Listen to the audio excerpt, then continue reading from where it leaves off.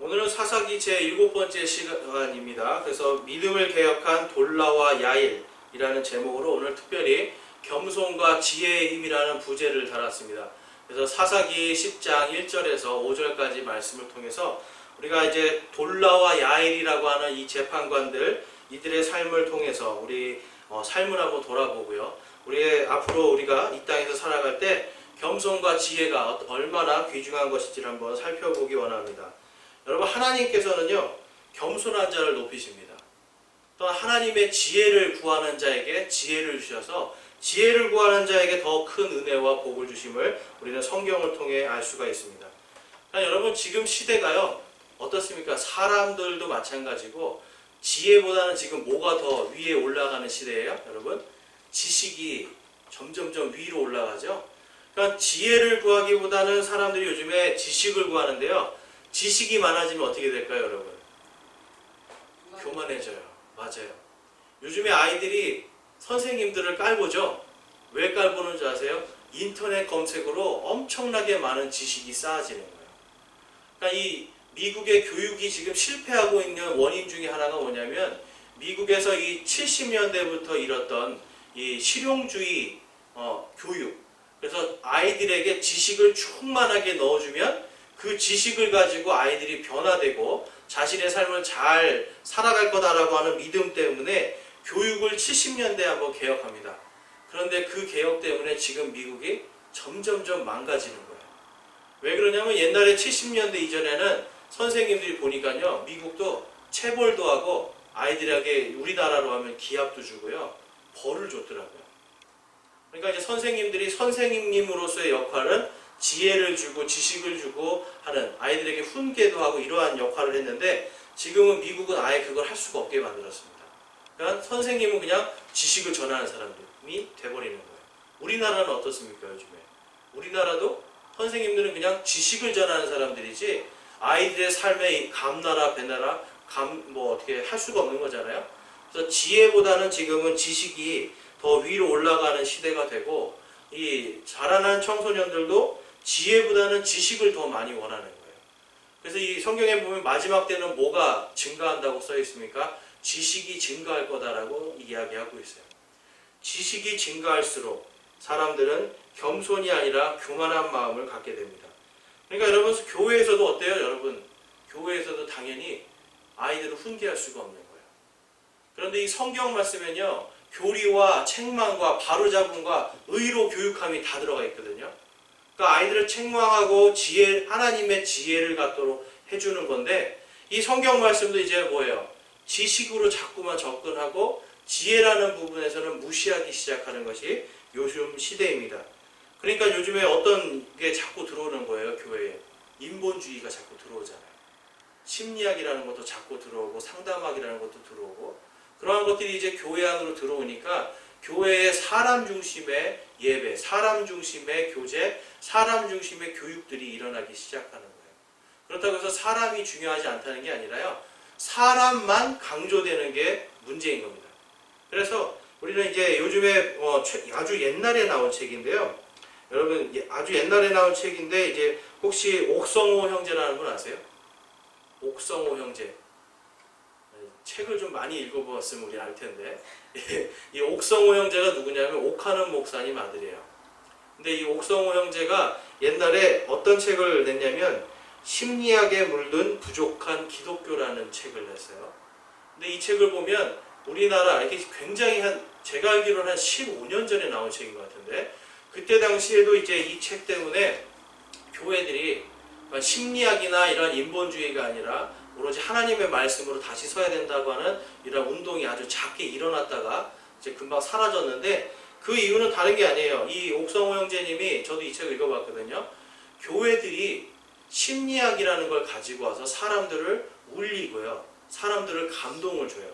근데 여기까지는 사람들이 기뻐하는데, 그 다음에 하나님의 말씀으로 훈계나 지혜로서 그들의 가슴을 콱 파고들어서 죄인인 것을 드러나게 만들고 자신들이 오직 하나님 앞에 철저히 낮아지는 겸손을 못 배우는 거예요. 그러니까 교회에 뭐하러 오는 거예요? 자꾸 감동받으러 오잖아요. 그러니까 이제 예전에 이제 유명한 그 토저라는 분도 마찬가지로 예배인가 쇼인가 뭐 이런 책들도 냈어요. 이게 벌써 한 15년 전, 20년 전에 있었던 이 책들이에요. 그런데 이제 이런 책들이 벌써 15년 전이었으니까 지금 어떻게 했어요, 여러분? 굉장히 많이 물들었죠. 그래서 지금 어떤 이제 시대가 되냐면 신학교의 학생이 줄어듭니다. 근데 신학교에 어떤 학생이 줄어들어요? 성경을 공부하는 학생들이 줄어들고요. 반면에 상담학이나 심리학을 공부하는 학생들은 늘어나고 있어요. 그러니까 점점점 요즘에 이 신학교들이 살아가려면 뭘 가르쳐야 돼요? 심리학과 상담학을 가르쳐야 됩니다. 그러니까 성경의 말씀이 아니라 사람이 사는 거에 대한 것들을 가르치기 시작한다는 겁니다. 그래서 교회 안에 자꾸만 인본주의, 세속주의가 들어오는 거예요. 오늘 말씀 1절을 보면 아비멜렉 이후에 이사갈 사람 도도의 손자여 부하의 아들인 돌라가 일어나 이스라엘을 보호하니라 라고 말씀합니다. 자, 아비멜렉 우리 지난주에 배웠는데 아비멜렉의 뜻이 뭐예요? 아비는 말 그대로 아버지, 아브라함이랑 똑같은 뜻이에요. 멜렉은 왕과 아니면 몰렉이라고 하는 우상이에요. 그러니까 이 몰렉의 아버지, 그 다음에 왕은 나의 아버지다라는 뜻을 갖고 있어요. 그러니까 이제 이 사람은 어떤 사람인 거예요? 하나님께서 특별히 기름 부지도 않았는데 자기 스스로 왕이 된 사람이고요. 자기 스스로 내가 몰렉이다, 내가 신이 되는 거예요. 근데 이 사람이 누구의 아들이죠? 기드온의 아들이에요. 기드온이 지난주에 우리가 배운 게 기드온이 배도를 했잖아요. 하나님을 버려버렸잖아요. 300명의 용사를 가지고 13만 5천 명을 다 물리친 다음에 그가 한 것이 바로 바알베릿이라고 하는 우상을 만들어서 우상 숭배를 해서 백성들이 음행을 하게 만들었어요. 그리고 그 자신의 아들을 하나님이 기름 붓지도 않았고, 이 사사기 시대는 어떤 시대예요? 하나님이 말씀으로 통치하던 시대예요. 그런데 말씀으로 통치하실 때 왕이신 하나님을 무시하고 자신의 아들을 왕으로 세우려고 하는 이런 아주 교활한 작전을 핍니다. 그래서 이 기드온의 그러한 성경에 보면 그것이 그의 올무가 되었다라고 이야기해요. 바알베릿이. 그러니까 그러한 것 때문에 자신도 자신의 가족들도 전부 다 비참하게 죽는 것이 우리 지난주에 보았던 이 기드온의 배도였어요. 그러한 상황에서 지금 하나님께서 누구를 세우시냐면 이사갈 사람 도도의 손자 그리고 부하의 아들인 돌라라는 사람을 세웁니다. 여러분 돌라라고 하는 재판관 이름 들어보셨어요? 우리 많이 들어봤죠. 기드온은 잘 아시고 드보라, 삼손 막 이런 사람은 들었는데 돌라, 오늘 우리가 읽은 야일 이런 사람 이름은 몰라요. 그런데 여러분 성경에서 이 짧은 구절이지만 아주 핵심적인 말이 나옵니다. 1절 말씀 다시 보실게요. 자, 부하의 아들이 돌라가 일어나 이스라엘을 보호하니라 라고 이야기합니다. 여러분 이스라엘을 보호하시는 분은 누구예요? 하나님이시죠. 근데 지금 이 성경에서 이 성경을 잘못 썼을까요? 그게 아니죠. 지금 이 돌라라는 사람이 얼마나 하나님과 동행하고 하나님 앞에서 신실한 하나님의 종이었으면 돌라를 통해서 이스라엘을 보호하니라고 지금 성경이 이야기합니다. 그러니까 성경 전체에서요, 하나님께서 보호하시고 주께서 보호하시고 이거는 계속 나오는데 이 사사기에서만 유일하게 돌라가 이스라엘을 보호했다라고 이야기합니다. 여러분 지금 이 바로 앞전에 아비멜렉까지는 어떤 시대였어요? 사람들이 우상을 숭배했어요. 그리고 이 바알베릿이라고 하는 게 뭐냐면 바알신과 베릿이라고 하는 언약. 그래서 이게 종교 혼합주의예요. 그러니까 바알과 하나님의 언약을 섞은 종교 혼합이거든요. 근데 이 종교 혼합이라는 게 여러분 얼마나 무서운 거냐면 이집트에서 이 백성들이요, 이 출애굽을 해서 홍해를 건너서 그 다음에 시내산에서 맨 처음 한 잘못이 뭡니까? 금 송아지를 만들잖아요. 금 송아지를 만들면서 뭐라고 그래요? 우리를 이집트에서 구원하신 주님이라고 부르잖아요. 그렇죠? 금 송아지를 만들었는데요. 거기에다가 뭘 뒤집어 씌우는 거예요? 여호와 하나님의 이름을 거기다가 딱 대입시키는 거예요. 그러니까 보니까 거기서 막 싸우는 것처럼 막 춤추고 시끄러운 소리 하면서 막 그런 일들이 있고 벌거벗고 뛰어다니고 하는 일들이 일어났잖아요. 여러분 이 사람들이요, 하나님이 홍해 바다를 가르시고 하는 걸 다 봤잖아요. 다 본 사람인데도 불구하고 교묘하게 요 종교가 혼합돼 버리니까 이게 하나님이구나라고 그들을 쫓아가서 거기서 그 짓을 했거든요. 근데 마찬가지로 이 기드온과 아비멜렉 때도 똑같은 겁니다. 사람들이 하나님인 줄 알고 우상을 따라가는 거예요. 그러니까 오늘날로 말하면 하나님인 줄 알고 있는데 그게 기복주의고, 하나님인 줄 아는데 세속주의고, 하나님이라고 알고 듣고 있는데 이게 심리학인 거예요. 그러니까 여러분, 올바른 신앙을 가질 수가 없게 되는 거죠. 그러한 상황에서 지금 이 돌라라고 하는 사람이요, 여러분 지금 이 사사기에서 하나님께서 다른 민족을 들어서 계속 이스라엘을 치는데 왜 치는 거예요? 하나님에게부터 떨어질 때, 하나님을 배신할 때 계속 이들을 치시고 사사들, 재판관들을 일으켜서 다시 회복시키시고 하잖아요. 그런데 이 돌라는요, 그렇게 종교가 혼합될 때 그를 통해서 이 이스라엘이 보호받도록 한 아주 종교를 개혁한 사람이라고 볼 수가 있습니다. 옛날에는 혼합된 종교였는데 이제는 오직 하나님만 믿으니까 이 돌라의 말을 잘 듣고 그대로 따라가니까 어떻게 돼요? 이스라엘이 보호를 받게 된 거예요. 그리고 우리가 이 돌라라는 사람이요, 또 얼마나 대단한지를 볼 수 있는 구절이 있습니다. 우리 1절 말씀 하반절에 보면 그가 에브라임 산에 3일에 거하며라고 이야기합니다. 근데 이 돌라는 어느 민족 사람이었어요? 이사갈 사람이에요. 자, 이사갈은 에브라임에 비하면 굉장히 작은 민족입니다, 여러분. 자, 근데 이 에브라임에 비하면 작은 민족인데 이 사람이 지금 어디? 큰 민족인 에브라임. 야곱이 에브라임과 이 므낫세를 축복할 때 에브라임에게 리더십을 줬어요. 에브라임이 형을 지배하게 하는. 그리고 에브라임이 많은 이 이스라엘의 민족들을 지배할 수 있는 것을 축복을 해줘요. 그렇기 때문에 에브라임은요, 무슨 자부심이 있는 거예요? 나는 이 민족의 리더이다라고 하는 자부심이 있어요. 그래서 사사기 8장으로 한번 가볼게요. 사사기 8장 1절에서 3절에 보시면 에브라임이 기드온이요, 이제 300용사를 가지고 13만 5천 명을 죽이고 나서 그 다음에 이제 돌아오는데 에브라임 사람들이 이렇게 이야기합니다.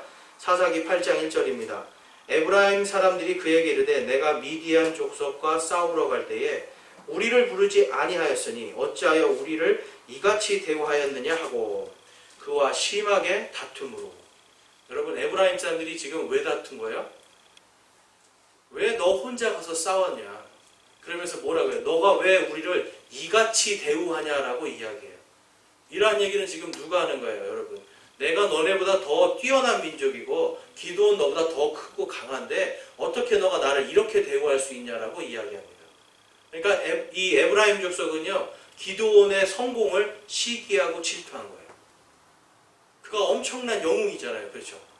엄청나게 큰 전공을 세운 거를 시기하고 질투한 걸 볼 수가 있습니다. 그 다음에 사사기 12장으로 가볼게요. 그 뒤에 12장에 가보면 에브라임이 또 어떤 족속인지가 나옵니다. 12장 1절입니다. 12장 1절. 자, 이 12장에서는요, 그 앞에 입다라고 하는 재판관이 나와요. 그 입다라고 하는 재판관이요, 크게 적군들을 물리치고 이제 돌아옵니다. 그때에 에브라임 사람들이 또 이렇게 하는 거예요.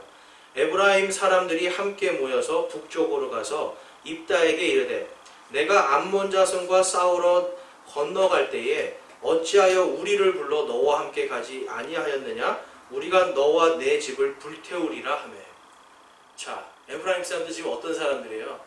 굉장히 남이 성공하는 것을 못 봐주는 사람들이에요. 굉장히 질투가 심하고 시기와 질투에 아주 능한 사람들인데 4절 말씀 볼게요. 그래서 이들이 이제 전쟁을 합니다. 그때에 입다가 길앗의 모든 사람들을 함께 모아 에브라임과 싸웠더라.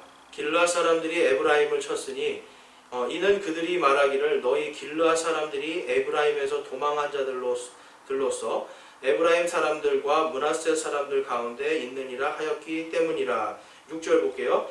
그들이 그에게 이제 쉿볼렉을 말해보라 하고 그가 능히 그것을 바르게 발음하여 말하지 못하므로 쉿볼렛이라 하면 그들이 곧 그를 붙잡아 요르단의 통로에서 죽였더라. 그때 에브라임 사람들 중에서 쓰러진 자가 42,000명이었더라 라고 이야기합니다. 자, 에브라임 사람들이요, 큰 세력을 믿고 막 시기하고 질투하면서 입다에게 덤볐다가 무려 몇 명이 죽어요, 여러분? 42,000명이 죽습니다. 그러니까 이 42,000명이라는 사람이요, 죽을 때까지 싸운 거예요. 그래서 이거를 뭐라고 볼 수 있어요, 여러분? 이스라엘에 내전이 일어난 겁니다. 지금 이스라엘 안에서 내전이 일어나서 42,000명이나 죽었어요. 그러니까 이 지금 여러분들이 볼 때는 에브라임 사람들이 어떤 사람들이에요? 다른 민족을 업신여기고요, 다른 민족보다 나는 우월하다고 여기고 자존심이 강하고 시기와 질투가 많은 민족인데, 오늘 말씀 10장 1절로 가보면 뭐라고 그래요? 바로 이 돌라가 어디에서 이스라엘을 다스리죠? 에브라임의 산에 3일에 거하며 라고 이야기합니다. 그러니까 여러분, 이 돌라라는 사람이요, 얼마나 위대한지 아시겠죠? 에브라임 사람들이요, 이 하나님이 이 돌라를 통해서 이스라엘을 보호하신 걸 본 거예요. 그만큼 이 돌라는요, 하나님 앞에 겸손하였고요, 하나님의 지혜로 충만했기 때문에 이렇게 교만한 에브라임 사람들이 그 앞에 아무 말도 못하고 잠잠했던 겁니다. 그런데 여기에 또 더 중요한 말씀이 나와요. 2절 말씀 볼게요. 23년 동안 이스라엘을 재판하다가 죽어서 3일에 묻히니라. 자, 여러분, 당시에 여러분, 이스라엘의 전통이 뭐였을까요? 이스라엘의 전통은 뭐냐면, 이사갈 족속이 죽으면 이사갈에서 묻히는 거예요. 에브라임 족속이 죽으면 어디에 묻혀요? 에브라임 땅에 묻히는 거예요.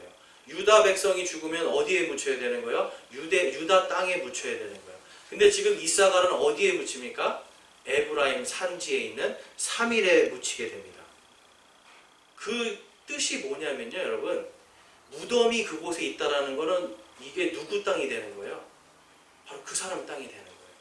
우리 실제로 얘기를 들어서 한번 보면요, 우리 창세기 25장에 가면 그 말씀이 있습니다. 우리 창세기 25장에 가보면 25장 8절 10절입니다. 이제 아브라함이 죽었을 때 이야기예요.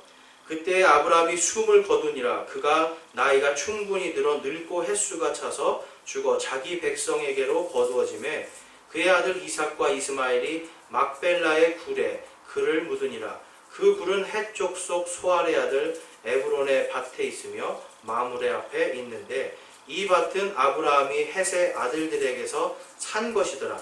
아브라함과 그의 아내 사라가 거기 묻히니라. 자, 지금 이 헷 족속의 땅이었는데 아브라함이 사라를 위해서 그 땅을 사죠. 그리고 이제 사라가 거기에 묻히죠. 그 순간 어떻게 되냐면 그 땅은 그 족속의 땅이 될 수 있는 권리를 구할 수가 있어요. 그러니까 내가 이 땅에 대한 권리, 소유권을 주장할 수가 있게 되는 거예요. 그래서 지금 사라가 죽은 지 약 50년이 지났는데 아브라함이 소유권을 갖고 있으니까 거기 가서 묻힙니다. 그러니까 이 당시에 어떻게 보면 지금 이제 성경의 창세기 요 부분에서만 나와요. 땅을 매매하지 않고 땅은 낳으면서부터 한 민족의 것이었어요. 그런데 헷 족속에게 이 아브라함이요, 가나안 땅이 자기 소유가 없었잖아요. 자기 소유가 없었는데 헷 족속의 이 막벨라 굴에다가 자기 아내를 묻음으로 인해서 그 땅에 대한 소유권을 자기가 갖게 되는 거예요. 이것이 이제 나중에 어떻게 되면 이스라엘 백성들이 약 한 500년 뒤에 어떤 일이 일어납니까? 이들이 이집트에 갔다가 탈출해서 다시 돌아갈 때에 가나안 땅에 대한 소유권을 주장할 수 있는 게 되는 거예요. 이해가 되세요? 그러니까 여러분, 지금 이사갈 족속인 돌라가 에브라임 족속의 산지에 지금 묻히잖아요. 그럼 이 그의 무덤을 통해서 거기는 누가 소유권을 주장할 수 있는 거예요? 이사갈 민족이 소유권을 주장할 수 있는 거예요. 그런데 여러분, 에브라임 사람들이 가만히 있는 거죠. 왜 그랬을까요, 여러분? 에브라임을 통해서 자기들이 보호받는 것을 알았기 때문에. 그들은요, 이 돌라를 굉장히 공경하였고요, 그의 모든 말들을 겸손하게 따랐다는 것을 우리가 이 짧은 두 구절을 통해서 알 수가 있습니다. 하나님은 종종 보면 성경에서 이름을 통해서 역사하시는데, 기드온의 이름이 뭐였죠? 기드온 이름의 뜻? 찍어내는 자예요. 찍어내는 자.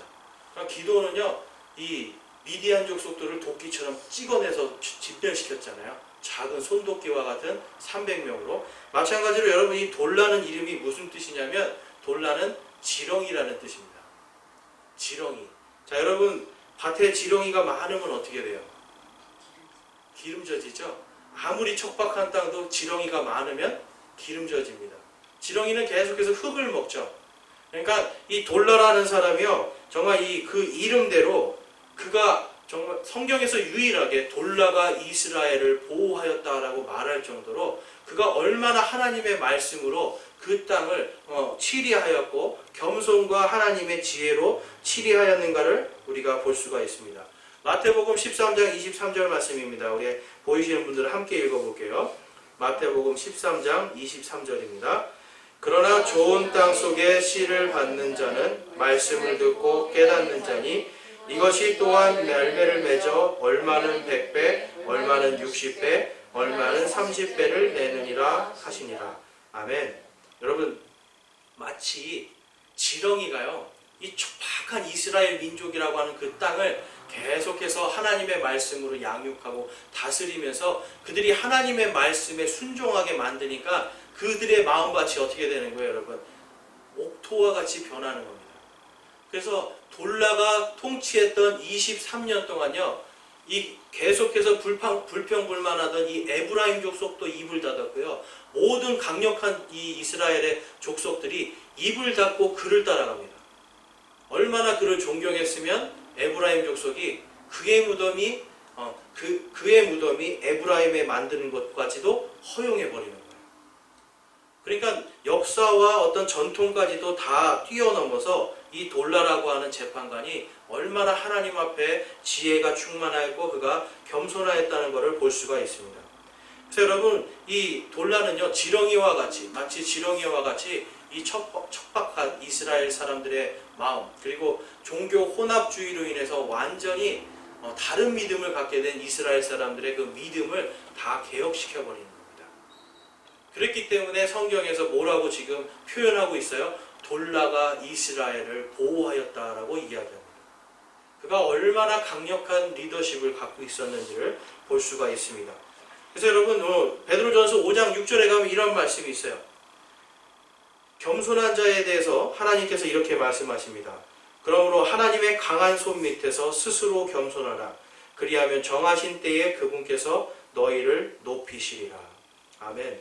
여러분, 우리가 하나님이 우리의 삶 속에서 드러나려면요, 예수 그리스도의 이름이 우리의 삶 속에서 드러나려면요, 우리가 누구 밑에 스스로 겸손해야 돼요? 하나님의 손 밑에 우리 스스로를 겸손하게 만들어야 됩니다. 낮아진 자를 높이시는 하나님, 내가 스스로 겸손해서 하나님 앞에 낮아질 때에 마치 돌라라고 하는 이름처럼, 지렁이처럼 아무도 몰라주지만 그가 계속해서 하나님의 말씀으로 사람들을 가르치고 하나님의 지혜로서 훈계하고 가르칠 때에, 그리고 심지어는 하나님이 얼마나 그에게서 충만하게 나왔으면 돌라가 이스라엘을 보호한다라고 할 정도로 그의 삶이 말씀과 삶이 일치되는 그러한 삶을 살 때에 우리는 하나님께서 우리를 높이시는 이러한 경험을 하게 될 줄로 믿습니다. 하나님은요, 이 돌라를 통해서 이스라엘을 보호하셨습니다. 그리고 우리가 그 다음으로 볼 재판관은 야일이라는 사람입니다. 이 야일도 마찬가지로 하나님의 지혜와 하나님의 겸손함이, 하나님께 대한 겸손함이 충만한 사람이었음을 볼 수가 있습니다. 우리 4절 말씀 한번 보겠습니다. 그에게 아들 30명이 있어서 그들이 어린 나귀 30마리를 탔고 그들에게 30개의 도시가 있었는데 그 도시들은 길랄 땅에 있으며 이 날까지 하봇 야일이라 불리느니라. 여러분, 이 재판관 야일은요, 지금 22년 동안 이 이스라엘을 다스립니다. 그런데 이 사람이 어디 사람이라고 나오냐면 길르앗 사람이라고 나오는데, 길르앗은 갓 족속이에요. 갓 족속. 갓이라고 하는 이 갓 족속은요, 이 요르단강 동편에 있는데 땅을 갖고 있었어요. 그러니까 어떻게 보면 이 가나안 땅하고는 어때요, 여러분? 변두리예요, 사실은. 갓 족속은 변두리에 있는 족속이에요. 근데 이 변두리 족속이 이 전체를 지금 통치를 하고 있는데 여기 보면 어떤 일이 있어요? 그가 30개의 도시를 세웁니다. 그런데 그 30개의 도시를 전부 다 이름을 뭐라고 부르냐면 하봇 야일이다 라고 이야기해요. 하봇 야일은 무슨 뜻이냐면 야일의 도시다라는 뜻이에요. 자, 성경에 보면 여러분 다윗의 도시 들어보셨어요? 그리스도의 도시, 다윗의 도시. 이것은 무슨 뜻이냐면 통치자의 이름을 따서 그 도시를 이름을 짓는 거예요. 그러니까 예를 들어서 여러분 이제 우리가 어떤 도시 이름을 할 때 사람의 이름을 넣는다면 어떻겠습니까, 여러분? 서울을 만약에 뭐 누구누구의 도시 그러면 어때요? 그 도시가 그 사람을 상징하는 게 되니까 엄청난 통치, 엄청난 왕권을 가지는 그러한 일로 볼 수가 있는데 지금 이 야일의 시대에 그러한 일이 있었다라고 지금 성경은 이야기하고 있습니다. 그런데 여러분 기드온하고 다른 점이 있어요. 기드온은요 자신의 아들 72명입니다. 총 72명 아비멜렉까지 총 72명을 아주 교묘하게 왕으로 만들려고 해서 앞에서 뭐라 그래요? 나나 내 자손이나 나의 손자들 그 누구도 이스라엘을 통치하지 못할 것이다. 왕이 되지 않을 거다라고 이야기해놓고 뒤로 가서는 아비멜렉을 세우거든요. 아주 교활한 사람이에요. 그런데 지금 이 야일이라는 사람은요 어떤 일을 하냐면 자신의 30명의 아들을 각 30개의 도시로 보내서 자기와 똑같은 재판을, 공정한 재판을 하도록 그들을 임명하는 걸 볼 수가 있습니다. 여러분 한 교회에서 요즘에 자기 아들 임명해서 세습하려고 해도 얼마나 난리가 나요. 그쵸? 큰일 날 짓이죠. 근데 당시에는 지금 에브라임 족속이라고 하는 큰 족속들이 있었고 유다 지파도 있었고요. 굉장히 크고 이제 스불론 같은 경우는 굉장히 전투를 잘하는 민족들이었거든요. 그러니까 이러한 민족들이 있는데 그들이 아무 말도 하지 않고 하봇 야일이라고 하는 도시를 거기에 세우게 그냥 다 놔뒀어요. 근데 그것뿐만 아니라 그의 아들들을 그곳을 치리하는 자들로 다 세울 수 있게 해줬어요. 그래서 여러분 기드온하고 이 야일하고는요 굉장히 극명한 차이가 나는 것이 있는데 두 가지가 있습니다. 하나는 그가 자녀들에게 믿음 교육을 잘 시켰다라는 것이고요. 그가 하나님 앞에 겸손하고 그가 하나님의 지혜로 충만했다는 것을 볼 수가 있습니다. 이 간민족에 대해서 여러분 우리가 살펴볼 수 있는 게 뭐냐면 창세기 49장 19절입니다. 이 야곱이 갓을 축복하는 내용입니다. 갓은 군대가 그를 이길 것이나 끝에는 그가 이기리로다 라고 이야기합니다. 여러분 전쟁에서 처음에 이기는 게 중요합니까? 마지막에 이기는 게 중요합니까? 마지막에 이기는 게 중요하죠. 야구에서도 처음에 아무리 10점을 내도 마지막에 11점 뺏기면 지는 거예요. 그래서 야구에 보면 여러분 이 구원 투수가 등장하잖아요. 그 사람을 요즘에 뭐라고 불러요? 끝판왕이다. 네, 그런 말 많이 들어보셨죠? 영어로는 파이널 보스라고 해요. 그래서 파이널 보스가 뭐예요? 마지막에 진짜 제일 훌륭한 사람이 나와서 이 상대방을 이기지 못하게 만들어버리는 거예요. 그러니까 이 야일이라는 사람은요 전체적으로 볼 때 굉장히 유능한 사람이다라는 걸 알 수가 있고 그가 하나님의 지혜 가운데 있었기 때문에 하나님이 그를 인도하시고 이스라엘 백성들이 그를 따랐음을 알 수가 있습니다. 이제 아까 돌라라는 사람의 이름의 뜻이 뭐라고 그랬죠? 우리 이렇게 빨리 까먹어요. 지렁이. 네. 돌라, 지렁이. 근데 이 야일은 무슨 뜻일까요? 야일은 그는 깨닫게 하다. 깨닫게 하는 자 아니면 계몽하는 자라고 이야기를 해요. 그러니까 이 사람이 얼마나 똑똑하면 깨닫게 하는 자이고 계몽하는 자이다라는 이름을 갖고 있습니다. 그 이름처럼 이 4절 말씀에 보면 그가 여지껏 다른 재판관들이 하지 않았던 아주 이 종교적인 개혁을 일으키는 거예요. 그게 뭡니까 여러분? 그 전까지는 혼자서 다 했어요. 그렇죠? 기드온도 혼자서 다 하고요. 입다라는 사람도 혼자 다 하고 이 앞에 봤던 드보라라든지 뭐 이러한 에봇이라든지 이러한 모든 사람들이 다 혼자 통치했어요. 그런데 이 야일은 누구를 사용한 거예요? 자신의 아들들을 세워요. 그러니까 여러분 아들들을요 얼마나 잘 키웠으면 이 아들들이 30개의 이 도시를 점령해서 어떻게 보면 점령해요. 거기에서 통치를 하는데 이 이스라엘의 12지파 중에 아무도 어떤 불평도 하지 않습니다. 그러니까 자녀들을요, 하나님의 말씀으로 아주 잘 기른 유능한 사람이라고 볼 수가 있는 거예요. 그리고 또 그가 겸손하다는 걸 보여주는 대목이 있습니다. 4절 말씀에 보면 그에게 아들 30명이 있어서 그들이 어린 낙이 30마리를 탔고라고 이야기합니다. 어린 낙이 30마리를 탔고, 이 나귀는 이제 영어로 가보면 에스콜트라고 해가지고 덩키예요. 당나귀. 당나귀인데 당나귀도 어떤 나귀를 타는 거예요? 어린 나귀를 타요. 이 당시에는 재미있는 게 왕들은 말을 타잖아요. 그런데 이 왕자들은 뭘 타고 다닐까요? 이 성경에 보면 이 다윗의 아들 솔로몬 같은 경우도 노새를 타고 다녀요. 그러니까 말보다는 좀 떨어지는 애들을 타고 다니는 거예요. 그런데 새끼가 아니라 뭘 타요? 다 큰 나귀들을 타고 다녀요. 거기는 이건 당나귀가 아니라 노새를 타고 다니는 거예요. 그리고 예수님은 어때요, 여러분? 예수님은 어린 나귀를 풀어서 타고 가시죠. 이 하나님께서는요, 지금 이 야일에게 어떻게 보면 통치권을 주셨는데, 그는 자신이 높아지고 자신의 자녀들이 높아지는 것을 방지하기 위해서 지금 뭘 태우는 거예요, 여러분? 어린 나귀를 태웁니다.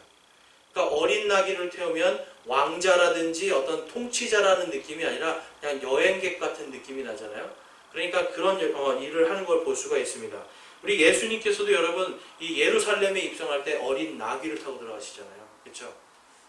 예수님의 겸손함을 볼 수가 있는 대목인데요. 이 야일 같은 경우도 보니까 그 어린 나귀를 통해서 그가 자신을 드러내는 것이 아니라 누구를 드러내기를 원하는 거예요? 하나님 아버지를 드러내기를 원하는 그의 내면을 볼 수가 있습니다. 그래서 이 출애굽기로 가보면 출애굽기 18장 18절에서 22절에 보면 이런 말씀이 있습니다. 앞에 잘 보시면 그대와 함께한 이 백성이 다 분명히 지치리니 이 일이 그에게 너무 무거우니라 그가 이 일을 홀로 행할 수 없도다 라고 이야기합니다. 이 말을 지금 누가 하는 거죠? 모세의 장인인 이드로가 합니다. 모세가 혼자 하루 종일 재판하니까 어때요? 너무 힘들잖아요. 근데 하나님께서는요, 이 이방인이었어요. 유대인도 아니고 이방인인 사람, 이 사람의 입술을 통해서 홀로 행하는 것이 너무 힘들다라고 이야기하면서 그 다음에 지혜를 줍니다. 이제 내 음성에 귀를 기울이라. 내가 그대에게 조언을 주리니 하나님께서 그대와 함께 계실지로다. 그대는 백성을 위하여 하나님 쪽을 향하고 사정들을 하나님께로 가져가 그들에게 규례와 법도를 가르쳐서 그들이 마땅히 걸어야 할 길과 마땅히 행해야 할 일들을 그들에게 보여주며 라고 이야기합니다. 그러니까 여기서 뭐예요? 이제 마땅히 행할 법도와 이러한 것들을 이제 보여주어야 된다라고 이야기하는데요. 그 다음에 21절에 가보면 또 그대는 온 백성 가운데서 능력 있는 자들 곧 하나님을 두려워하고 진실하며 탐욕을 미워하는 자들을 예비하고 그들을 백성 위에 세워 1000명의 치리자와 100명의 치리자와 50명의 치리자와 10명의 치리자로 삼아. 우리가 잘 아는 여러분 1000부장, 100부장, 50부장, 10부장 이걸 이야기하는 거예요.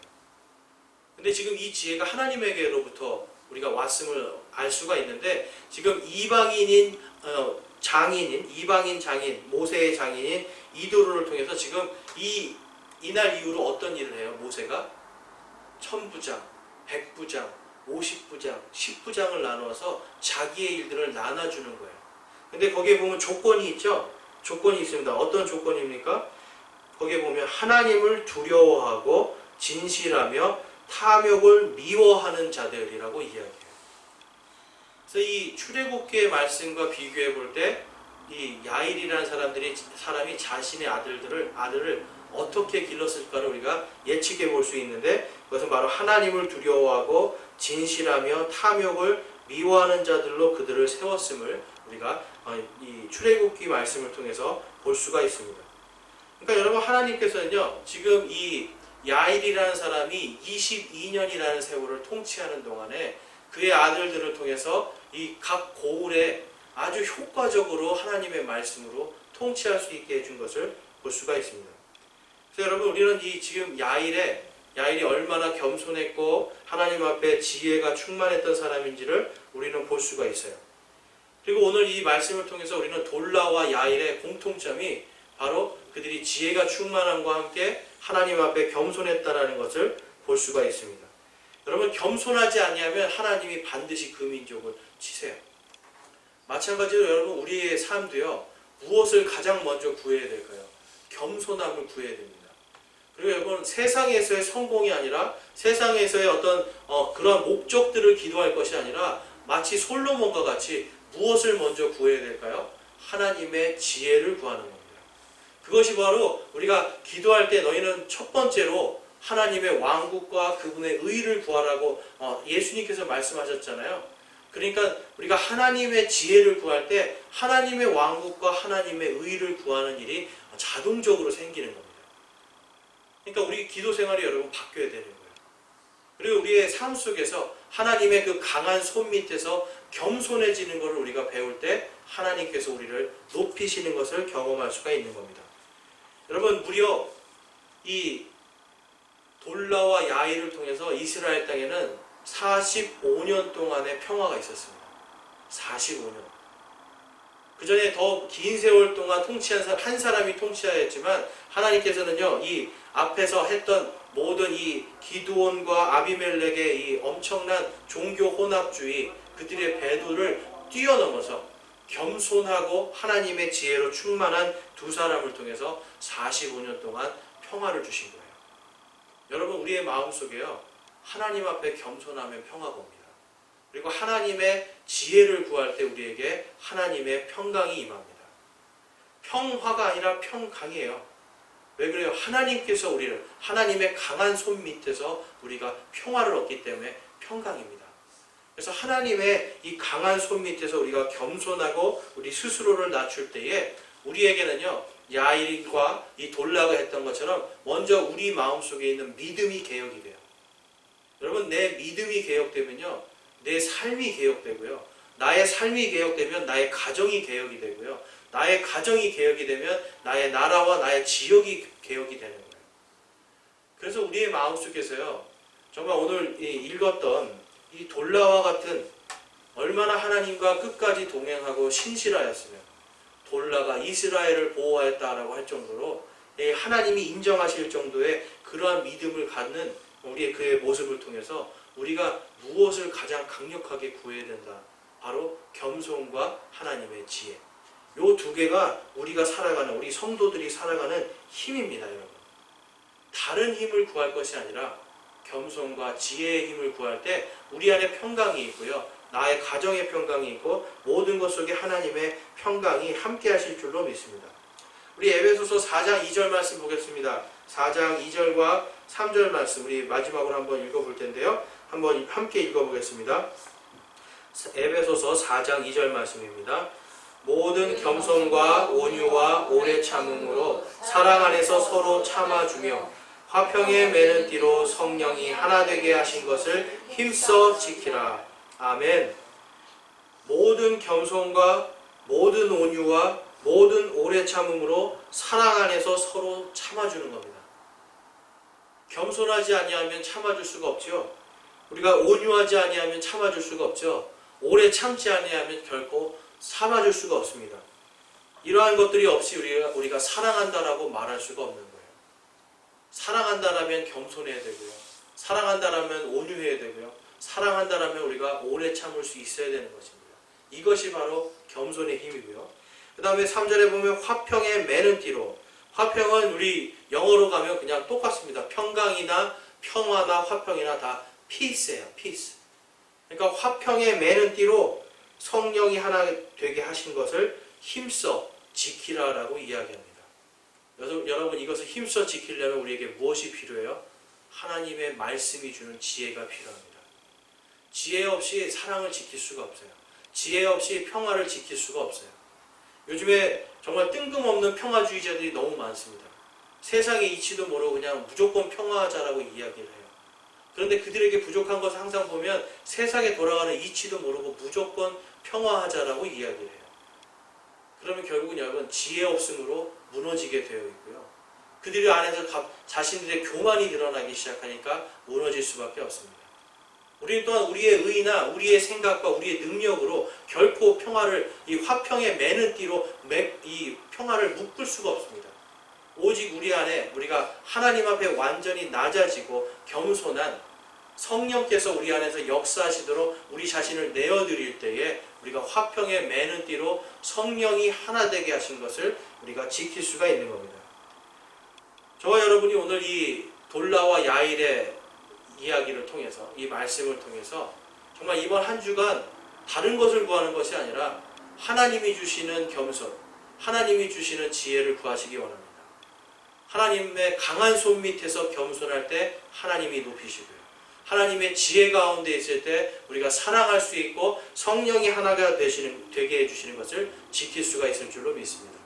그래서 이번 한 주간 여러분 안에 하나님의 평강과 또한 스스로 겸손해지는 것, 그리고 또한 하나님의 지혜를 구하는 것으로 충만하게 여러분 안에 충만해지고 그것을 통해서 이번 한 주간 주님이 주시는 힘으로 모든 것을 승리하시기를 주님의 이름으로 축원합니다.